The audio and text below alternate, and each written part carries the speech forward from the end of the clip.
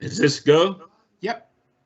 All right, this is Major Krimpaski down in Group 1, Illinois Wing, and I'm the moderator for an outstanding presentation about to be heard by and seen by all of you here at the Illinois Wing Aerospace Education Conference.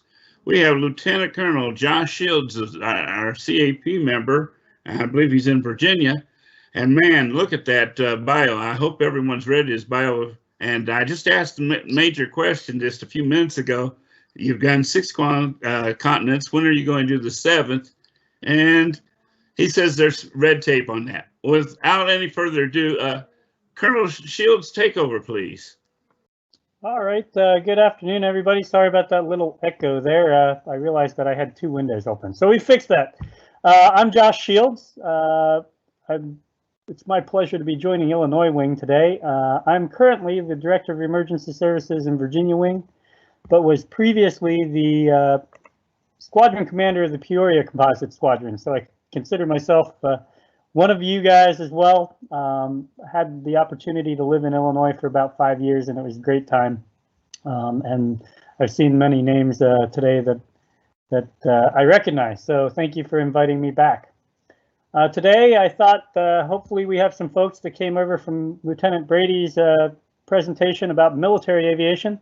I thought I'd talk a little bit about civilian aviation. I came up through the civilian ranks, and I thought that I would speak a little bit today about my professional flying career and how I got to be where I am today, which is in the left seat of a Gulfstream G550 business jet. Or as I put it in my title slide there, how a series of unfortunate events led me to where I am today. Before we get started, I have one little pop quiz that I want you guys to think about while I present this, and that's what is the one extremely unique thing about aviation that is different from all the other career fields that are out there? So tuck this away, give it some thought. We'll come back to this at the very end of the presentation. So this is me way back in 2000, 4 years of flight experience underneath me as a graduate or soon to be graduate of the University of North Dakota Flight Training Program.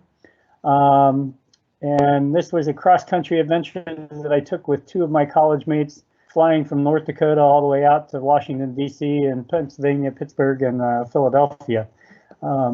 Quite the adventure. I've gone from that point in my career, wet behind the ears, not really sure what I was doing, to having the opportunity to fly, well, normally when we're not in the COVID environment, regularly at 47 or 49,000 feet in my Gulfstream G550, with about half of my flying back and forth between the European continent each year. This is a picture I took, I think, over Kansas a couple years ago from 47,000 feet. This storm from right to left in that picture is about 55 miles across, and it stretched up to about 45,000 feet. Definitely one that we didn't want to fly over. A little bit about my history. Aviation is in my blood. My first flight was in April of 1978. I was only 6 years old.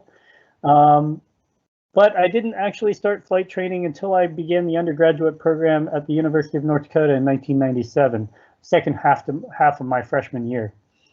Took me about a month to solo. I soloed with 11 hours of flight time and continued through their program for 4 years. To pay for training, I joined the Army National Guard, not in an aviation, but more of a logistics and quartermaster role. For those of you that are old enough, there was a really, really bad 90s movie called In the Army Now with Pauly Shore, where he and his buddy joined the National Guard to get money to start a record or a music store. And that's kind of what I did. I was a water purification specialist for 9 years. I enjoyed it so much that I re-enlisted for a second tour. So first tour of 6 years and then another of 3.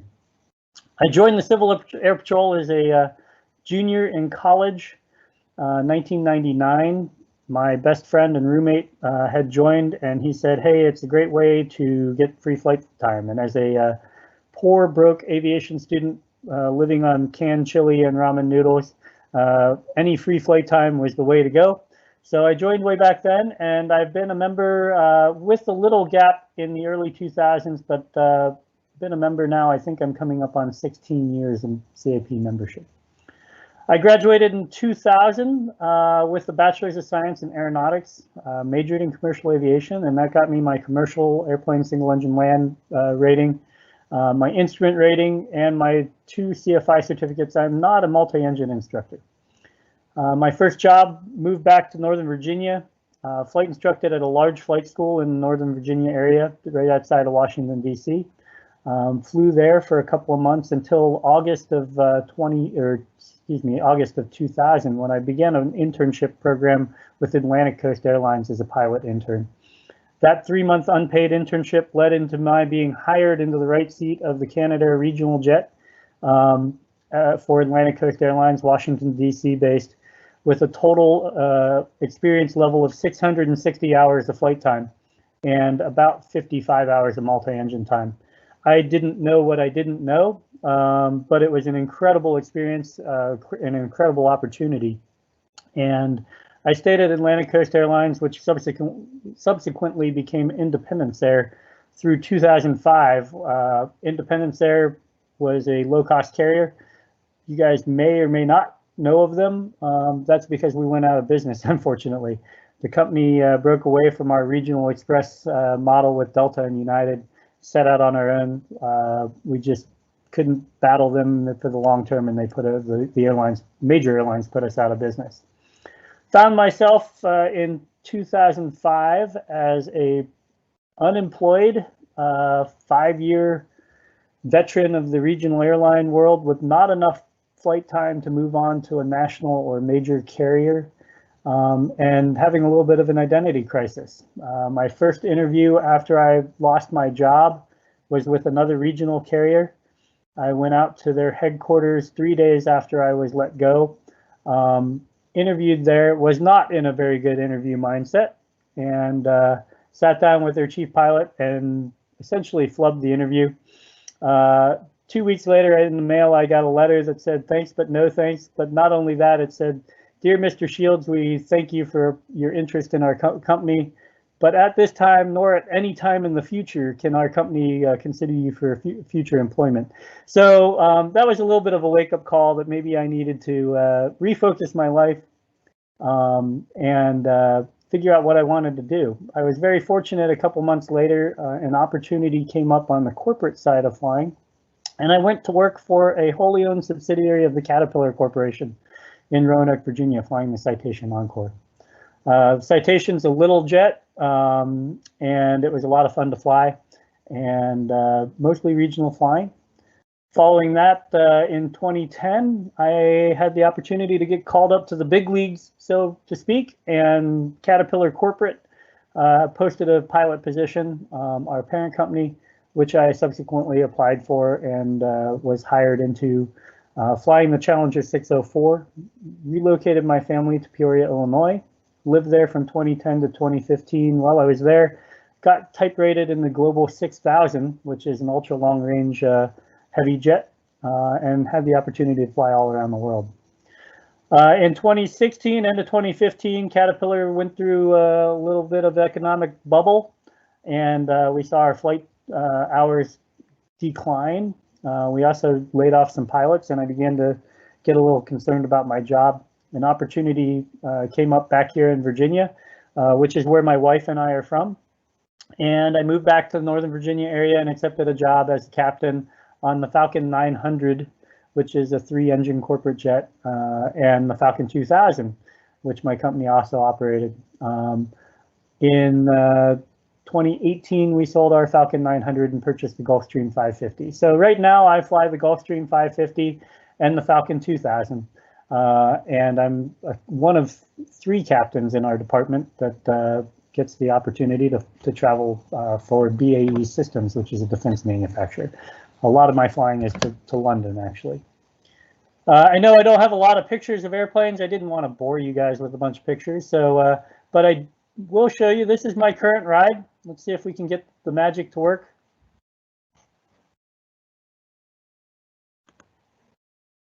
The beautiful thing about the internet and the connected world that we live in is that airplane spotters catch us all over the place.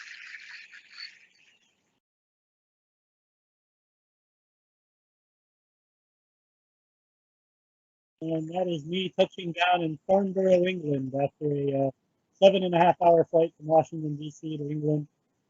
And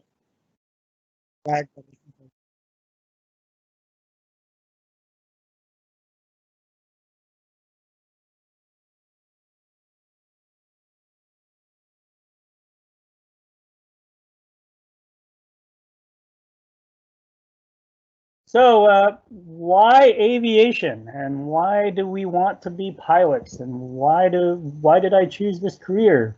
Well, this is when I talk to folks that aren't pilots, this is some of the stuff that they talk about. The glamour and excitement of travel, being able to deal with the most technological marvels of aviation that is out there. Plus, you know, everybody knows that pilots are rich.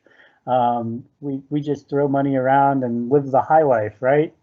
Well, here's glamour for you. This is not too long ago, my 3:32 or 3:30 in the morning wake-up call for a flight to New York with the CEO. It's not all glamour. It's not all excitement. This is me, the citation that I flew.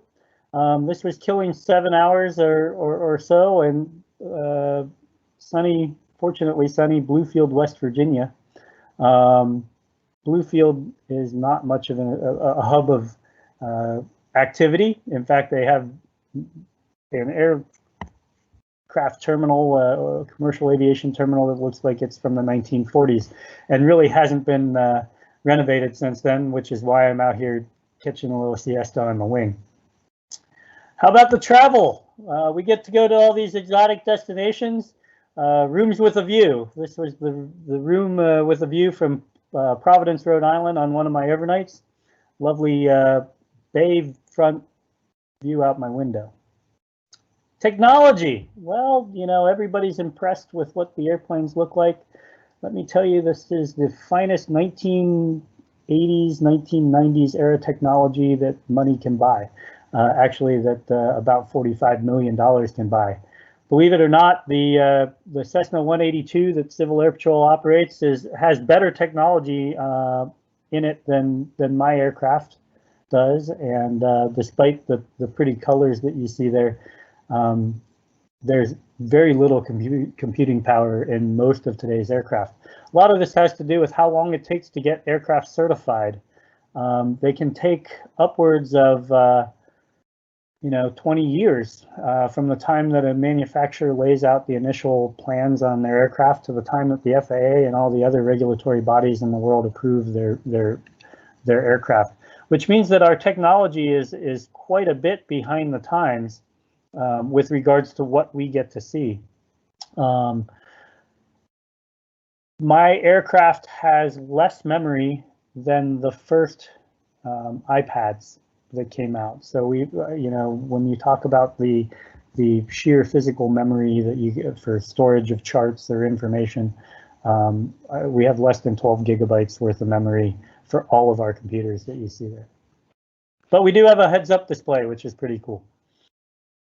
How about the money?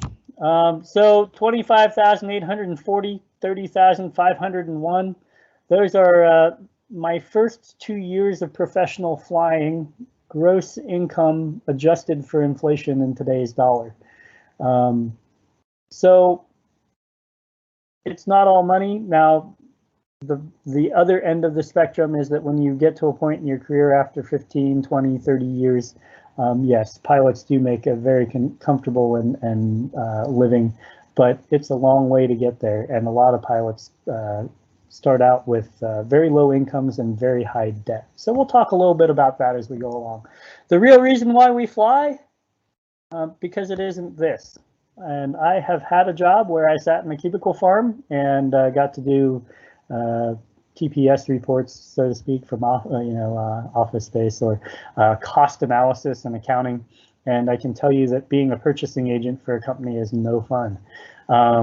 So the beautiful thing about my job is that my cubicle travels at 550 miles an hour at 47,000 feet, and the view out my window is the best view of any office in the world. But really, the truth behind it all is we fly because we get to go places. And this is the best and the worst part of the job. These are the airports in the United States that, as of yesterday, I have flown and landed an airplane at. The little yellow flags that you kind of see hidden there are places where I have lived and been based from, or based in flown an aircraft that was based out of that location. Worldwide, this is what my map looks like. I have had the opportunity to fly to and over 6 of the 7 continents in the world, mostly in Europe, a little bit of South America and Asia, down to Australia. The worst part of the job is that I get to go to all these places, but I don't get to take my family. Beyond that, the other great part of the job is the food. And I thought I would, a lot of the airline pilots talk about the glamour and wonder that they have. The one thing that I have that they don't is a culinary master in my galley. My flight attendants do an incredible job putting incredible food out. This is the most basic crew meals that we would generally have, but some of the examples of food that I've had on board my aircraft here from all around the world during my career.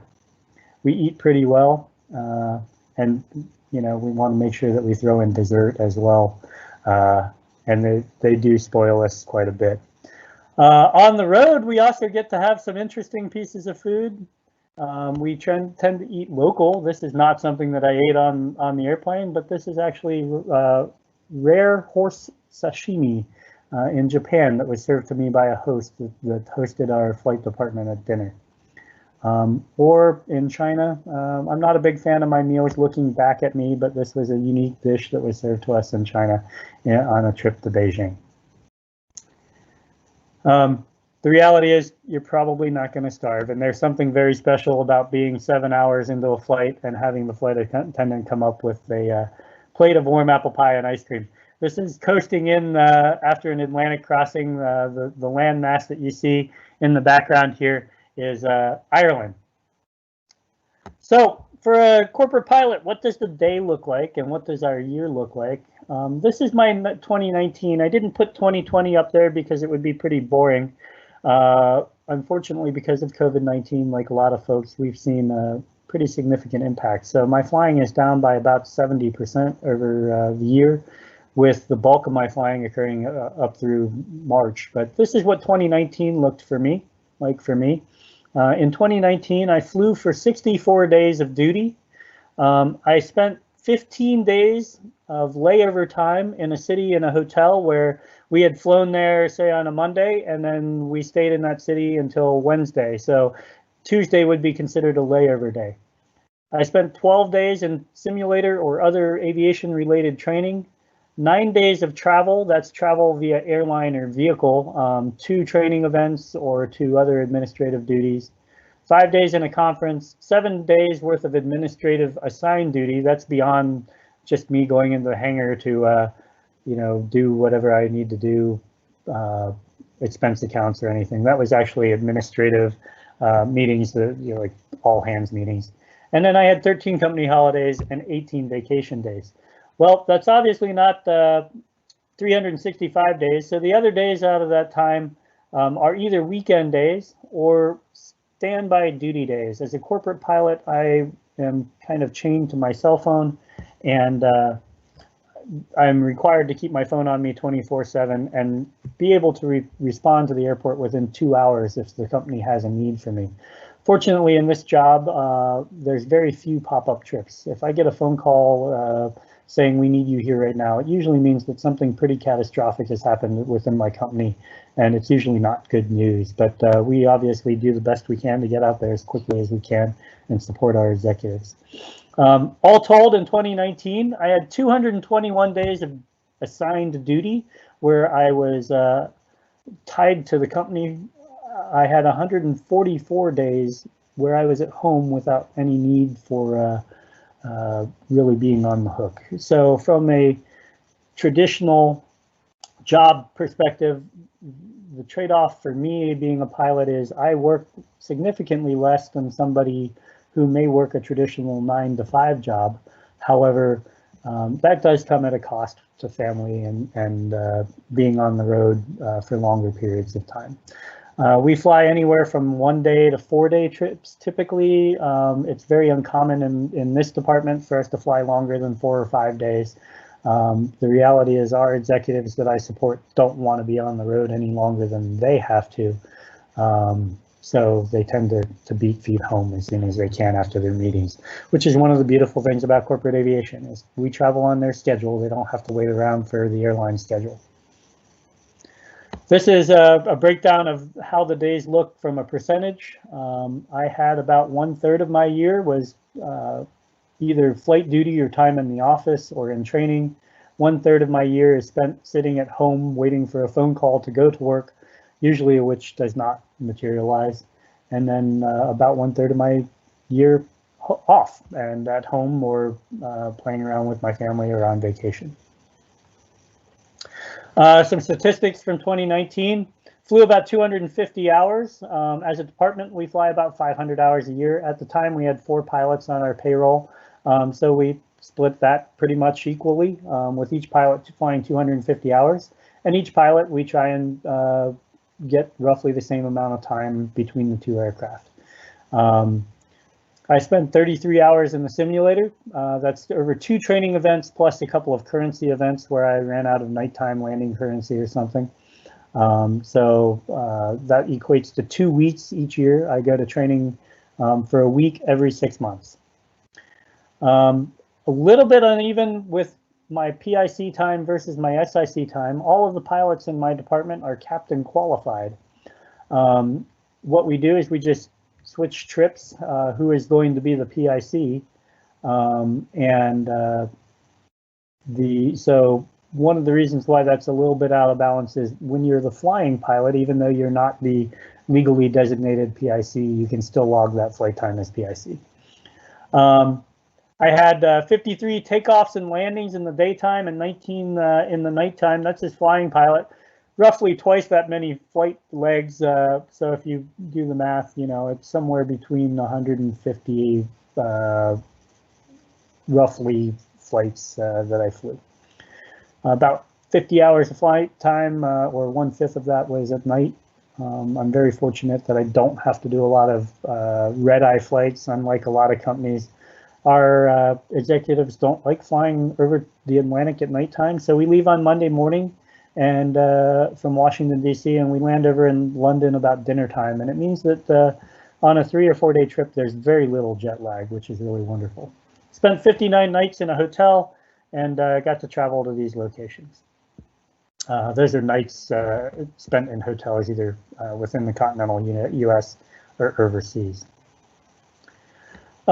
This is what it looked like a little bit when I worked for Caterpillar. You can see that rough thirds rule still applies here with roughly 1/3 of my time off, 1/3 of my time sitting standby, and 1/3 of my time with additional duty. This is actually 2015. So I thought I would take a couple minutes before I get to questions and answers for you guys, which I want to do, talking about kind of the lessons that I've learned and how you can succeed in aviation. So I have 10 tips. They call this Josh's 10 tips to succeed with an aviation career, or your flight plan to success. Here's that high-tech moving map that we had in the Challenger 604. Tip number 1, and anybody that was a Peoria Squadron member while I was the commander there knows that I have one rule and only one rule when it comes to anything in Civil Air Patrol, and that's that any action that generates unnecessary paperwork is unacceptable. There's plenty of paperwork in aviation. Our goal as pilots or just in life should be don't do anything that requires additional paperwork, and that comes through, you know, hazard reports, safety reports, injury reports, and I put in there avoid the unforced errors. For a pilot, it's really important that you steer clear of the law. That's a traffic citation, I think, being written there. For those of you that are younger, as you get older and enter college, there's a whole bunch of distractions and things that can lead you down the wrong path. Understand that within the aviation realm, if you want to be successful, you need to live your life in a manner that will encourage and inspire people to entrust you with high dollar and high worth resources. Aside from the fact that my company tasks me with carrying our executives, our CEO and our chief financial officer and operating officers and VPs and presidents, and the human value of those lives, there's opportunity value to the company. If we were to have an accident that killed 3 of our executives, it would be catastrophic to the company in terms of our ability to manage. So things like speeding tickets, just stupidity. Those are all things that will catch up to you if you want to do this job. Be smart about how you live and how you act. Lesson number 2, think positively and surround yourself with positive people. Except in 2020, we don't want anybody that's positive around us.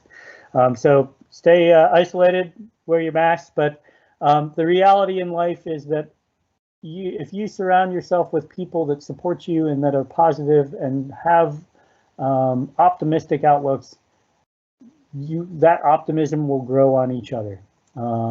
And all it takes is one negative person in the group to really drag down the entire group. So do what you can to avoid those people and find the people that help you maintain a positive outlook. Lesson 2A is find the people that support you. This is my family. My wife and I started dating in 2000, so we're now going on 20 years together, and she puts up with crazy schedules and jet lag and me being thousands of miles away when the water heater ruptures and floods the basement. And the reality is that aviation is hard. It's a lot harder if you don't have a support network that will help lift you up. Lesson number 3, tinstaful. There's no such thing as a free lunch. You will come across people, if you are in this career, that have been very fortunate. I consider myself very fortunate for some of the opportunities that I've had, but I've worked very hard for them at the same time. Short of the very rare instance where people are born into wealth or money or have parents that can provide them with an aircraft or opportunity to learn to fly, you're going to have to make your way in this industry. There's no silver platter. It's not handed to you. So sit down and map out how you want to get to where you're going to be.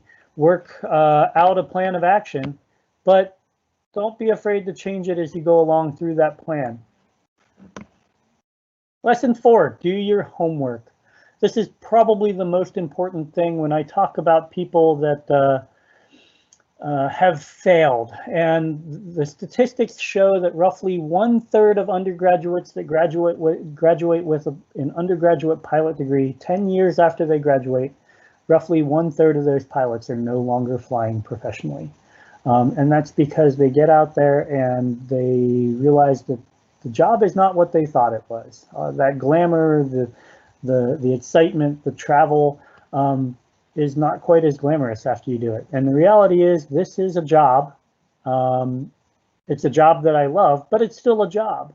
There are days that I wake up and it's tough to go to work. There are things about it that I don't like. So if you're going to commit to an aviation career, talk to people, get the goods and the bads, find out what works, what doesn't work. Not only that, do your homework on your potential employers. The reality is I've been fortunate to work for good employers, and I've been fortunate to have mostly good experiences, but I've also had some rough experiences with some of my employers. And knowing about as much as you know beforehand or can find out about an employer can really save you headache down the road. Lesson 5, continuous improvement. The Flight Training Magazine motto is a good pilot is always learning, and I absolutely believe that. This is not just with regards to aviation, but it's with regards to how you live your life. You should always be working to better yourself, working to find new mentors, learn from your own mistakes, learn from other people's mistakes, help other people up, and just in general be a good person. But work to always learn something new, work to improve. I have never had a perfect flight in my life. The day that I have a perfect flight is the day that I will have to retire. And to be honest, I don't think that I'll ever retire with a perfect flight. And if you keep that in mind with each time that you go out to start the engine, that there's always a way to be better at what you do, then you're on the right path. Lesson number 6, life is an interview and life is inherently unfair. This is really important to realize for those of you that are younger or older. Understand that what you do today can come back to haunt you years down the road. Everything that you do is caught on camera. If you live your life with that assumption that it will be put out there on the internet for a future employer, a future significant other, to review, to look at, to analyze, it's just realize that we live in a society today that is very public. So give thought about how you're living your life, and understand that building a network and living in a manner that is worthwhile from an employer standpoint, even now, may affect you, or not worthwhile, may affect you 5, 10, 15 years down the road. Once your reputation is set, it's really hard to change that reputation. Is that fair for those of you that are in high school and college? No, it's not. I will say that I'm very, very glad that cell phone cameras and social media was not a thing when I was in high school and college, but it's a reality that you guys will have to deal with as you get older. Lesson number 7, change is inevitable. Create bottom lines and backup plans. My first employer had this concept of bottom lines and backup plans, and it's a great lesson for aviation, and it's a great lesson for life in general. Bottom line is something that we think about in aviation of, well, if the weather gets this bad, then we're no longer going to continue with our original plan, and we're going to go with plan B or plan C or plan D. The same thing applies to your life and your career. When I was a kid, I grew up in Washington, D.C. United Airlines was my hometown airline. From when I was very young, I wanted to be a 777 captain for United Airlines, Washington, D.C. based. I went to college, came back, flew for United Express, wanted to be a 777 captain for United Airlines, Washington, D.C. based. Ended my airline career and just had a bad taste in my mouth. Made the jump to corporate, and I haven't looked back since. Couple years ago, when the airlines were hiring gangbusters, I worked out the math, because I guess I did look back momentarily, and I figured out that by not going to the airlines, I left over $1.5 million on the table in total career earnings. But the reality is, I love what I do. I love the way that my job is. So I didn't make the jump over to the airlines like a lot of my colleagues did, and I don't regret it one bit. But don't be afraid to change your plan, because change is coming. Lesson number 8, don't sell yourself short. As you guys get established in life, and for those of you that are CAP cadets, you already have an advantage over your peers. The cadet program in the Civil Air Patrol is one that is incredible, and I wish that I had had the opportunity to participate in myself. And I say that as an Eagle Scout. I have nothing but respect for the cadets that show up every week and do all of the work that is required to work your way through the cadet program. As far as I'm concerned, being a cadet officer is the equivalent of my Eagle Scout award in terms of the effort and the knowledge and the skill that you guys have to put in it, let alone the Spots award, which is way above the standard that I think Eagle Scouts are held to. As you get established in your career, don't sell yourself short. I see a lot of pilots that are new to the industry come out and be willing to take substandard pay, substandard conditions, because they think that that's how they have to get involved. Find mentors that can help tell you what you're worth and set you on the straight path. One of the worst things that you can do from a standpoint of getting hired is to offer up your services for free. And that's because I've fought hard to get to where I am, and I know what I'm worth. So having a new pilot, and this applies to the guys in the military that are coming out of the military because they just don't understand the realities, is sometimes military pilots will come out with their retirement and they'll be willing to undercut the rate that day contractors or pilots that are full-time employed are earning to try and get in the door. That really ends up shooting them in the foot because you know, we have fought hard for the compensation and the packages that we're earning. I don't want to give that up. Lesson number 9, it's a small world. Don't burn any bridges. Build your network and maintain it.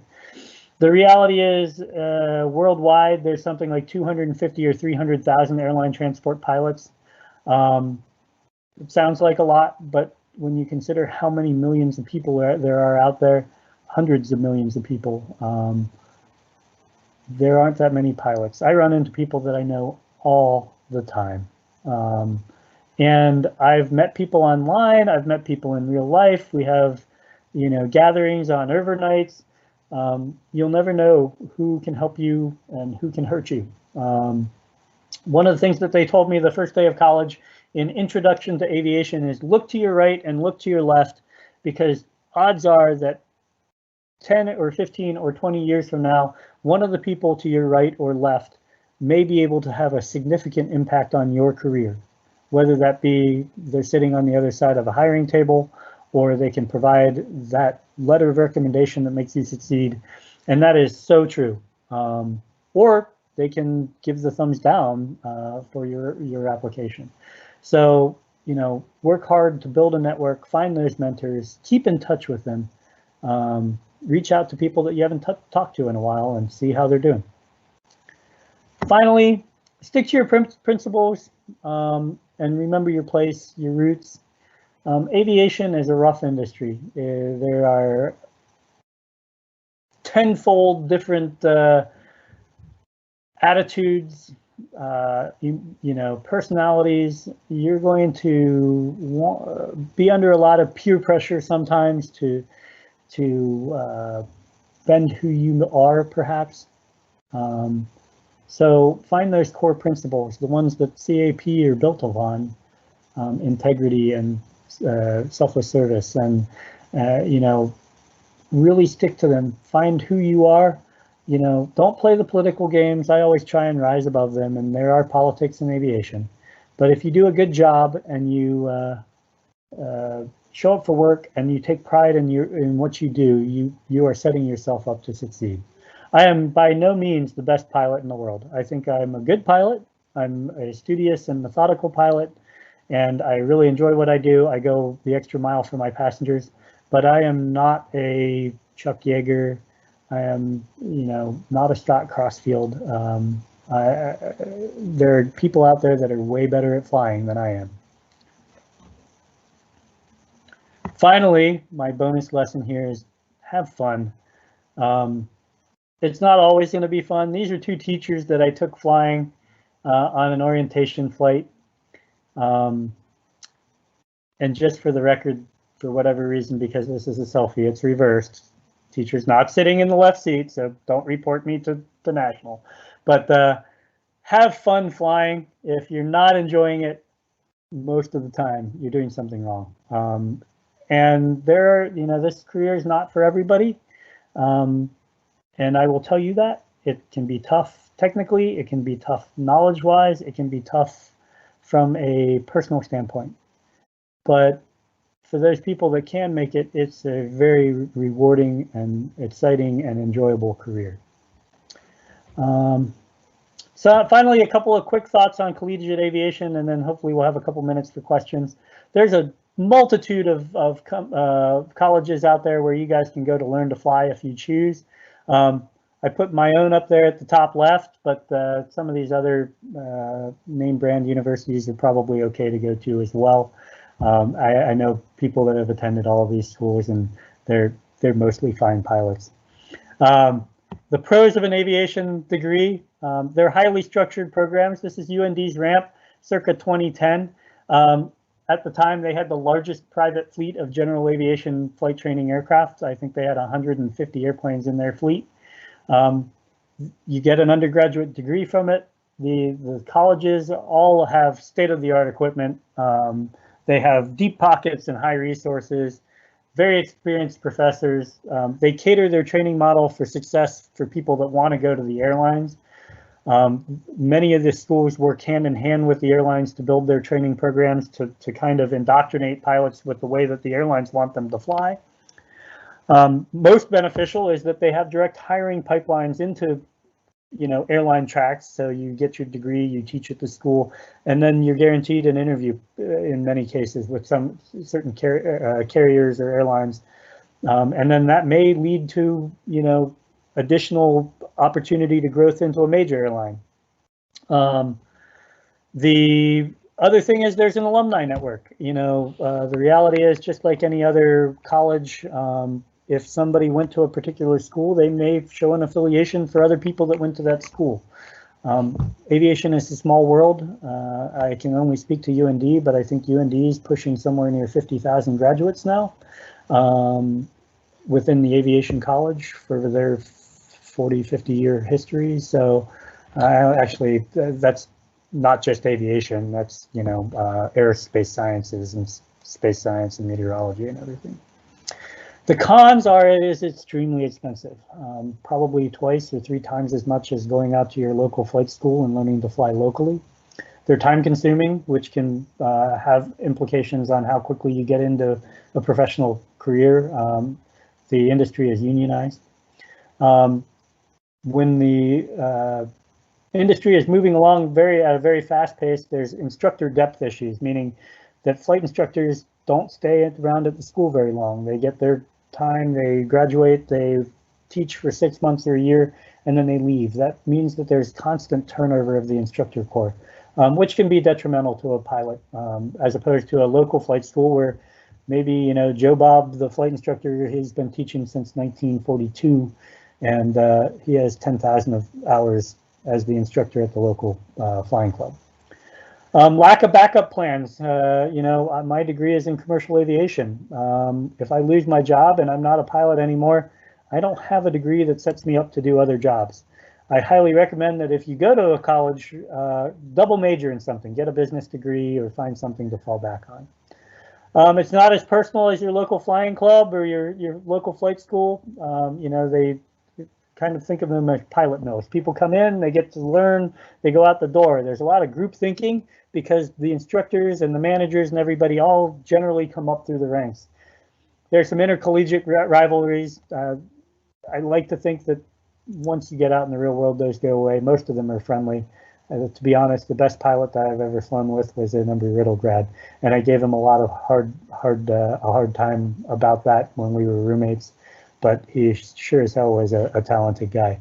And then for those of you that choose the University of North Dakota, one of the major cons is the winters. But for those of you that hardy-blooded folks in Illinois, I remember the winters up there aren't as great either.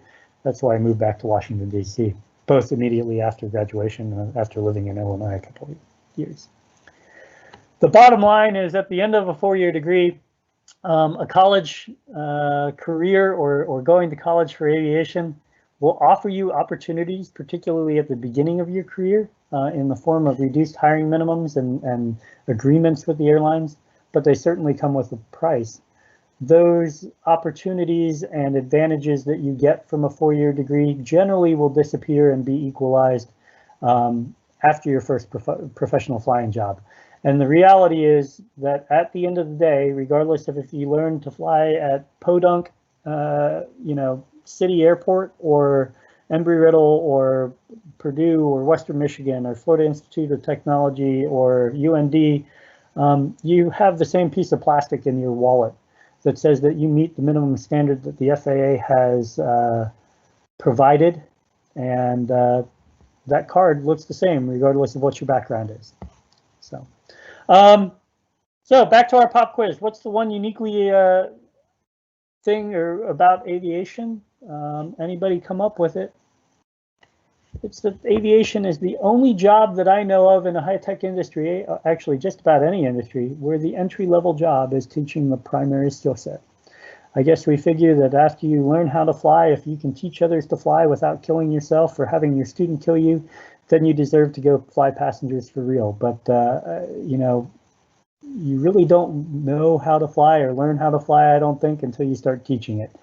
The flight instructor's favorite saying is, where can we look that up? Or let's go look that up together. The reason that that's the favorite saying for a flight instructor is that because we probably don't know it. So rather than tell you, well, I don't know the answer to that, let's go look it up together.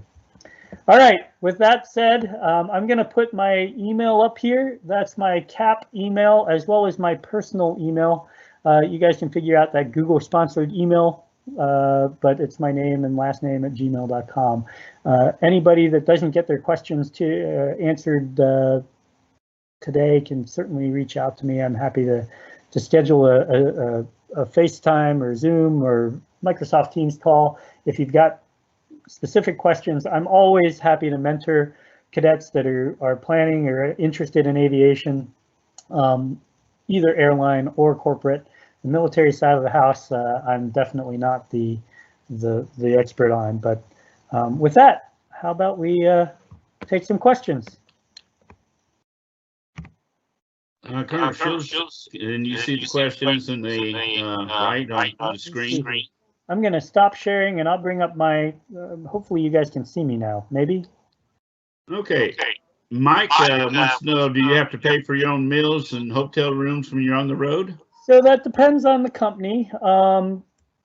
Generally speaking, well, the answer is no. The hotels are always going to be covered for professional pilots that are out there on the road. The airlines have hotel contracts that you go to. In the corporate realm, the crew gets to choose where we stay. And I'm very fortunate my company gives us wide leeway in the hotels that we stay at. We're all Marriott aficionados, and for the most part, we stay at really nice Marriott hotels, and the company pays that. With regards to meals, that depends on the company. The airlines pay a set per diem, which is an hourly per diem that might range from $1.35 to $2 or something, $2.50 an hour, depending where you're flying, international or domestic.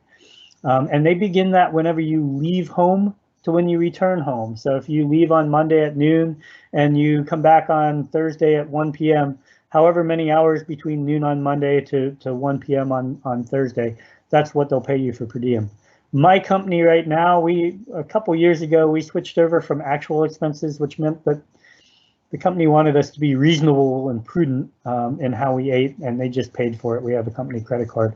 They switched us over to per diem, and now I make what 100% of what the government per diem rate is for the city that I'm traveling to. So that's anywhere from $47 or $51 a day through as much as $280 in some international cities.